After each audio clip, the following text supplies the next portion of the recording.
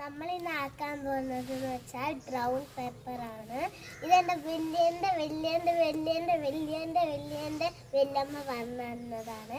അപ്പോൾ നമുക്ക് വീഡിയോയിലേക്ക് സ്റ്റാർട്ട് ചെയ്യാം.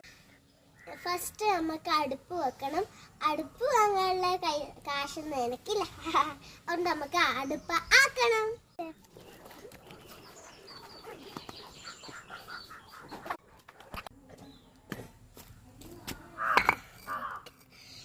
അടുപ്പൊക്കെ റെഡിയായി. ഇനി നമുക്ക് കുറച്ച് ഡ്രൈ ലീവ്സ് വേണം ഇതിൻ്റെ എടുക്കുക.